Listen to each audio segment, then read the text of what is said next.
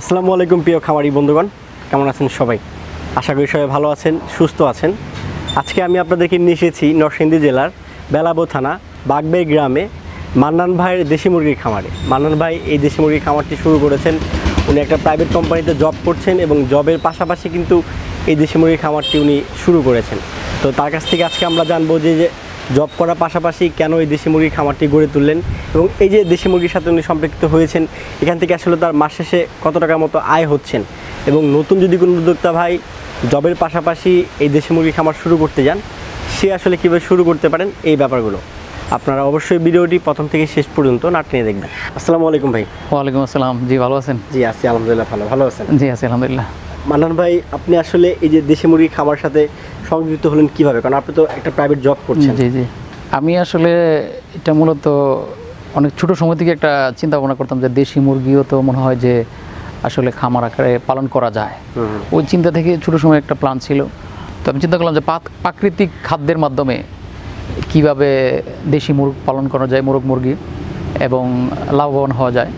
তো মূলত এটা হলো যে আমার এটা মেইন প্রফেশন না বা পেশা না, আমি শখের বসে অনেকটা এই ক্ষেত্রে এসেছি এবং বিশেষ করে আমাদের আশেপাশে যারা খামার করেছে তাদের কাছ থেকে মূলত অনুপ্রাণিত হয়েছে। আচ্ছা, কতগুলো দিয়ে এটা শুরু করছিলেন আপনি? আমি আসলে প্রথমে শুরু করেছিলাম 22টি মুরগি দিয়ে শুরু করেছি। তো 22টি মুরগির পরে এখান থেকে আমি আবার বাইরে থেকে কিছু খামার থেকে ডিম নিয়ে আসছিলাম।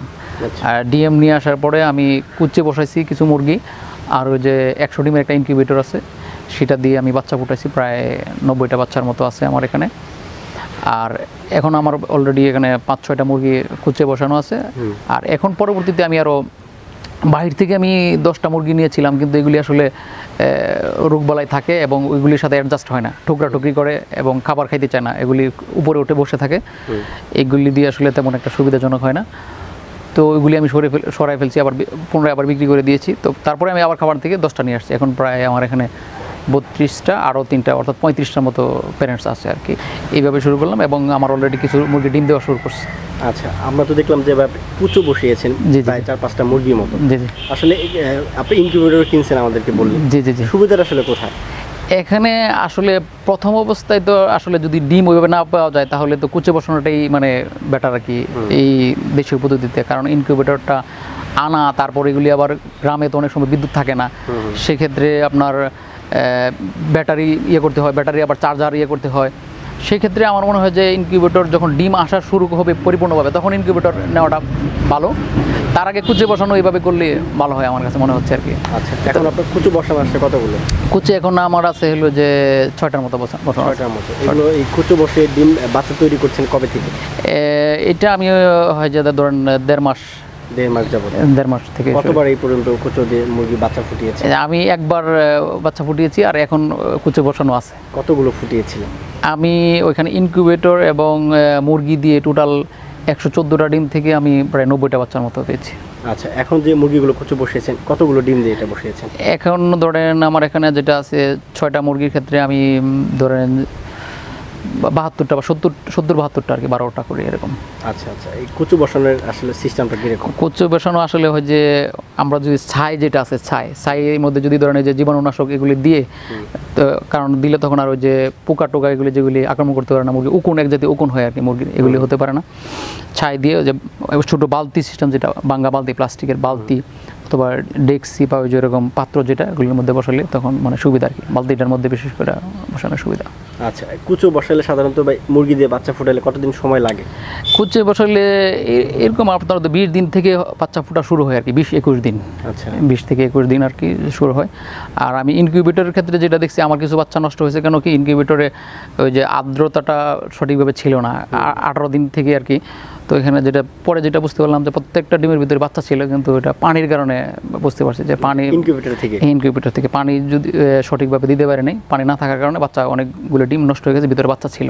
আচ্ছা, সেক্ষেত্রে তো মুরগি দিয়ে করলে এরকম কোনো রিস্ক থাকে না? না, মুরগি দিয়ে করলে এরকম কোনো রিস্ক থাকে না, বাচ্চা ফুটবেই। হ্যাঁ, বাচ্চা ফুটবে, তারপরও 2-1টা নষ্ট হতে পারে, ধরেন 12টা থেকে 10টা 11টা এরকম নষ্ট হয়, আবার অনেক সময় 12টা থেকে 12টাই হয়। আচ্ছা, কুচো বসানোর সময় এগুলোর খাবার দাবারটা আসলে কীভাবে ব্যবস্থা করেন?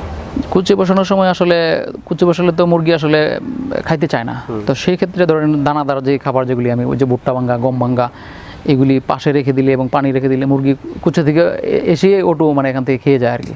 আচ্ছা আচ্ছা। খেয়ে যায়। এবং অনেকে, আমি একটু কনফিউশনে ছিলাম যে কুচে অবস্থায় মুরগিকে ভ্যাকসিন দেওয়া যাবে কিনা। তো যে জিনিসটা অনেক সময় আমরা জানি যে RDB ভ্যাকসিন যেটা রানের মাংসে দিতে হয় আর কি। তো আমি এটা কী করলাম, ওই আমাকে একজন ভেটেরিনারি ডাক্তারই বললেন যেটা ইচ্ছা করলে খাওয়ানো যাবে। তো আমি 2 ফোঁটা খাওয়াই দিলাম যখন মুরগি কুচে বসছে, তখন আমি খাওয়াই দিলাম আর কি। খাওয়ানোর পরে তো দেখলাম যে মোটামুটি কোনো সমস্যা হয় না, আমার প্রবলেম হয় না এবং ভালো আছে আলহামদুলিল্লাহ।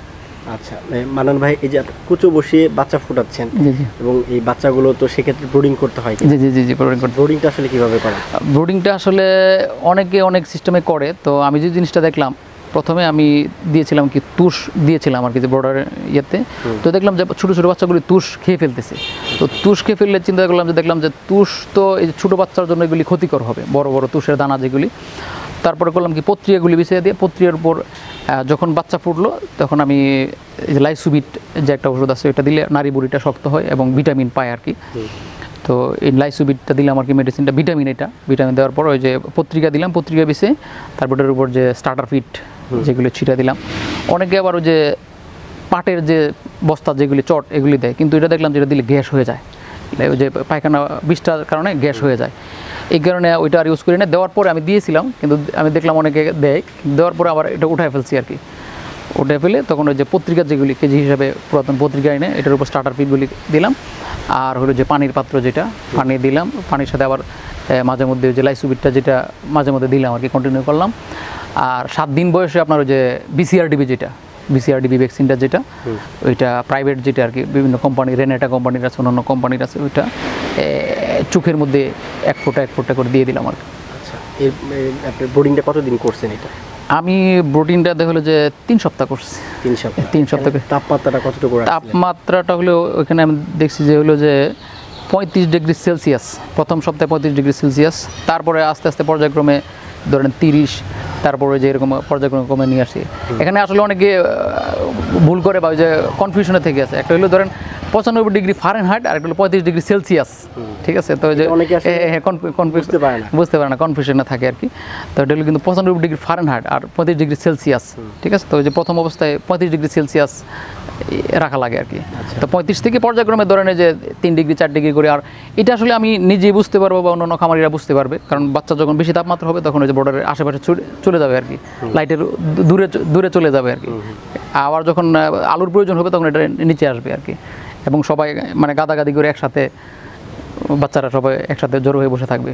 আচ্ছা, 7 দিনের মধ্যে রানীক্ষেতের একটা ভ্যাকসিন করছি। হ্যাঁ, 7 দিনের মধ্যে। আর কোনো ধরনের ভ্যাকসিন করছি? হ্যাঁ, এরপরে 21 দিনের দিন আবার আরেকটা বিসিআরডিবি আরেক ফোঁটা ডোজ, এটা আমি হলো যে 1 ফোঁটা করে খাওয়াই দিচ্ছি। আচ্ছা, 1 ফোঁটা করে যেটা ওটা খাওয়াই দিচ্ছি, কারণ বাচ্চা তো 1 ফোঁটার বেশি দিলে আবার সমস্যা হতে পারে। এই জন্য আমি প্রথমটা দিয়েছিলাম চোখে, এরপরটা হলে খাওয়াই দিচ্ছি আর কি। আচ্ছা মান্নান ভাই, এখন বর্তমানে আপনার এই খামারে মুরগি কতগুলো আছে? এখন আমার এখানে মুরগি আছে হলো যে 32টা প্যারেন্টস আছে, আর 90টা 1 মাসের বাচ্চা আছে। আর ওই যে আমি তো 5-6টা মুরগি কুচে বসাইছি, ডিম আছে আর কি, এই অবস্থায় আছে।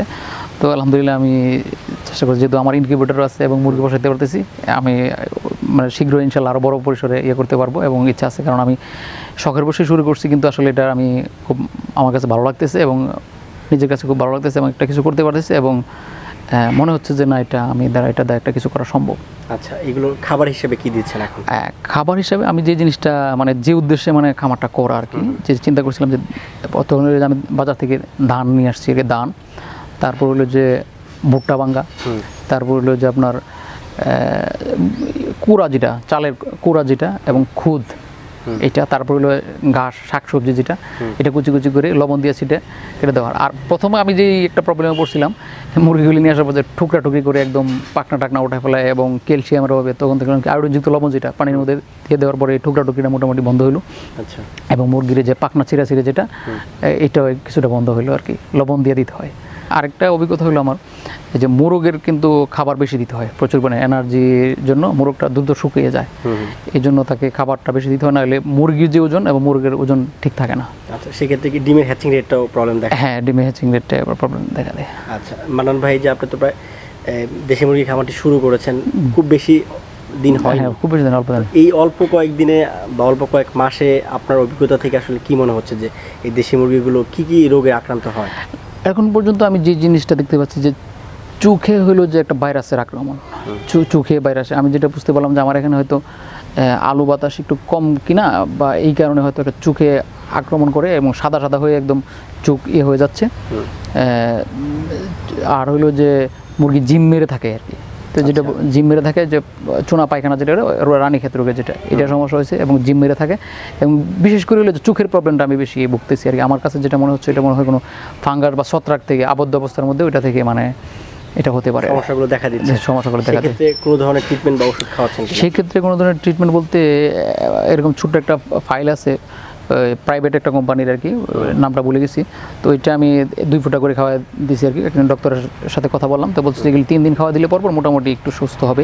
তাছাড়া আমি যে রেনামাইসিন যে ট্যাবলেটটা যেটা আছে এটা গুঁড়ো করে, এবং মুরগির গায়ে অনেক সময় জ্বর থাকে, তো এটা যে সিপ্রুসিন যেটা আর কি আমরা মানুষের যে ট্যাবলেট, এটাও কিন্তু গুঁড়ো করে দিলে আমার সিপ্রুসিন দিয়ে আমি ভালো উপকার পাইছি। আচ্ছা, সিপ্রুসিন দিলে যেমন আমি যখন আমার 3টা মুরগি একটু অসুস্থ হয়ে গেছিলো, ওদেরকে আলাদা করছি, আলাদা করে ওদেরকে সিপ্রুসিন খাওয়াই দিচ্ছি। সিপ্রুসিন খাওয়ানোর পরে দেখলাম যে মোটামুটি ভালো আর কি।